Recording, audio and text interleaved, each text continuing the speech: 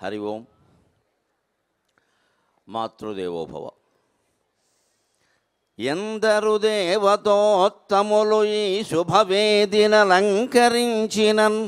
అమ్మా, ఎందరు దేవతోత్తములు ఈ శుభవేదినలంకరించినన్.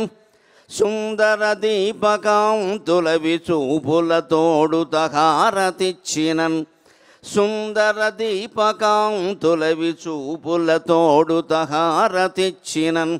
అందరకంటే ముందుగను అమ్మకు మ్రొక్కగా, అందరకంటే ముందుగను మా అమ్మకు మ్రొక్కగా, నా మనంబదే తొందర సేయుచున్నది.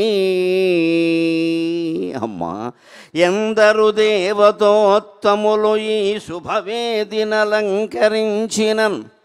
సుందర దీపకాంతుల విచూపులతోడుత, సుందర దీపకాంతుల విచూపులతోడుత హారతిచ్చినన్. అందరకంటే ముందుగానే అమ్మకు మ్రొక్కగా, నా మనంబదే తొందర సేయుచున్నది. ఏదో విడదీయగరాని బంధమై, ఏదో విడదీయగరాని బంధమై. ఎన్ని వేల మందిలోనైనా ధైర్యంగా మాట్లాడగలిగిన మనస్థైర్యాన్ని ఇచ్చిన మా అమ్మకి ముందుగా నమస్కారం చేస్తూ, భక్తి టీవీ వారి ఆధ్వర్యంలో దశాబ్దాలుగా నడుస్తూ ఉన్న దీపోత్సవాలలో తలమానికమైనటువంటి కోటి దీపోత్సవంలో మీరందరూ భాగస్వాములయ్యారు. మనం భూలోకంలో హైదరాబాదు నగరంలో ఒక ఎన్టీఆర్ స్టేడియంలో ఉన్నాము అనేది కేవలం భౌతికమైనటువంటి భావన. సాక్షాత్తు కైలాసంలో పార్వతీ పరమేశ్వరుల సన్నిధిలో ఉన్నాము అనేది నిజమైనటువంటి భావన. ఆ అవకాశాన్ని మనకి ఇచ్చినటువంటి భక్తి టీవీ యాజమాన్యానికి, చౌదరి గారు దంపతులకి, కార్యకర్తలందరికీ, భక్తి టీవీలో పనిచేసేటువంటి మేనేజర్ల దగ్గర నుంచి మంచినీళ్లు మోసేవారు అందరి వరకు అందరికీ నేను కృతజ్ఞతాపూర్వకంగా నమస్కారం చేస్తున్నాను. ఇన్నేళ్లుగా ఈ కార్తీక మాసాన్ని మనం 15-20 రోజుల పాటు పవిత్రం చేసుకుంటున్నాం. నమశివాయ నామంతో మన జీవితాలన్నింటినీ సంస్కారవంతం చేసుకుంటున్నాము అంటే వారి కార్యనిర్వహణ దక్షత. మన ఇంటికి మనం తప్పితే నలుగురు అతిథులు వస్తే ఏం చేయాలో తెలియదు. కానీ ఇన్ని వేల మందితో నడుపుతున్న కార్యక్రమంలో ఎక్కడా ఎటువంటి పొరపాటు జరగకుండా నడుస్తుంది అంటే, ఒకటి, మన హృదయాల్లో ఉండేటువంటి భక్తి మనస్సును నియంత్రించినట్టుగా ప్రపంచంలో 1,00,000 మంది అధికారులు కూడా నియంత్రించలేరు. రెండోది, భక్తి టీవీ వారి చిత్తశుద్ధి.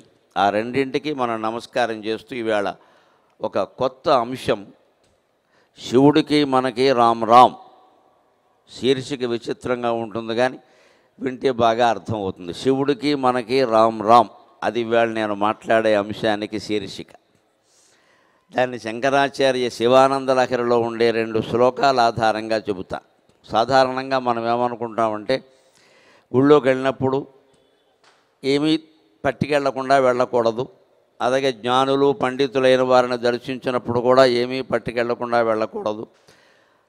రాజుగారి కార్యాలయానికి వెళ్ళినప్పుడు అంతే, గర్భిణిని దర్శించిన అంతే, పసిపిల్లల్ని దర్శించిన అంతే, అనారోగ్యంతో ఉన్నవారిని దర్శించిన అంతే అని మనకు కొన్ని ఆచారాలు ఉన్నాయి.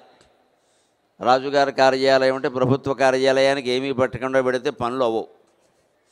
దేవుడి గుళ్ళోకి ఎందుకు పట్టుకెళ్ళడం అంటే, దేవుడు మనకు ఏదైనా ఇవ్వాలి అంటే ఆయనకి మనం ఏదైనా ఇవ్వాలి. ఎందుకంటే దేవుడు ఎవరికి ఏమీ ఇవ్వడం, ఏమీ పుచ్చుకోవడం అనేది ఉండదు. ఇచ్చి పుచ్చుకోవడాలు ఉన్నవాడు జీవుడు, అవి లేనివాడు దేవుడు. ఆయనకి మనకు ఏదైనా ఇవ్వాలి అంటే ఆయన రేపు దేవలోకంలో ఇతర దేవతల దగ్గర సమాధానం చెప్పుకోవాలి. నువ్వు ఆ భక్తి టీవీ వాళ్ళకో భక్తులకో నువ్వు ఎందుకు ఇచ్చావయ్యా అంటే, వారు నాకు తులిశాకి ఇచ్చారు అందుకని నేను ఇచ్చాను అని చెప్పచ్చు. వారు ఇచ్చింది నీకు తులిశాకి కదా, నువ్వు ₹1,00,00,000 ఎందుకు ఇచ్చావంటే ఆయన ఇవ్వగలిగింది తులిశాకే, నేను ఇవ్వగలిగింది ₹1,00,00,000 కదా అందుకని ఇచ్చాను అంటాడు ఆయన. యథాశక్తి అంటారు దాన్ని. అంచేత పరమేశ్వరుడికి మనం ఒక దళం, మారేడు దళం ఇచ్చినా మనకు అనంతమైన సంపదలు, శాంతి ఎందుకు ఇస్తాడు అంటే మనం ఇవ్వగలిగింది మనం ఇస్తే ఆయన ఇవ్వగలిగింది ఆయన ఇస్తాడు. మనం ఇవ్వగలిగింది ఇంతే, మారేడు దళం మించి మనం ఏమిటి ఇస్తాం? కానీ ఆయన ఇవ్వగలిగింది అనంతమైనటువంటి మనశ్శాంతి, అనంతమైనటువంటి ఐశ్వర్యం, ఏదైనా ఇవ్వగలడు. విశ్వమంతా ఆయనదే కాబట్టి అంచేత అక్కడ ఆయన కూడా యథాశక్తి ప్రకారమే చేస్తున్నాడు, మనం యథాశక్తి చేసినట్టే. అలాగే గర్భిణి దగ్గరికి ఎందుకు వెళ్ళడం అంటే ఆవిడకేవో సరదాగా 4 మినపసునుండలు తినాలని ఉంటుంది, మిరపకాయ బజ్జీలు తినాలని ఉంటుంది. ఈ మొగుడు పట్టుకొచ్చి పెడతాడా? పెట్టాడు. ఇప్పుడు ఎందుకు ఇవన్నీ అంటాడు ఆయన.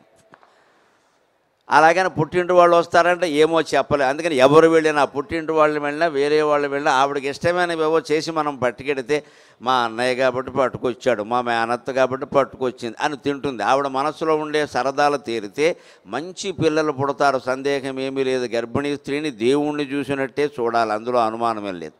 ఆవిడకు ఉండేటువంటి కోరికలన్నీ అనారోగ్యకరం కానివన్నీ మనం తీర్చాలి. వాడు మనసు సంతృప్తిగా ఉంటే లోపల బిడ్డ హాయిగా పెరుగుతాడు. అలాగే అనారోగ్యంతో ఉన్న వాళ్ళకి ఎందుకు అంటే వాళ్ళకేదో 2 పళ్ళు కావాలి, ఎక్కడికి వెళ్ళి తెచ్చుకోలేరు. మనం 2 యాపిల్ పళ్ళు ఇస్తే అవి ఎలాగో వైద్యుడు చెప్పేది అవే కాబట్టి తింటాడు. ఇక చిన్నపిల్లల దగ్గరికి వెడితే ఏమైనా పట్టుకెళ్ళమన్నారు. ఎందుకన్నారు అంటే మనం పట్టుకెళ్ళకపోతే వాడే అడుగుతాడు, ఎందుకు వచ్చావు ఏం తేకుండా అని అడుగుతాడు.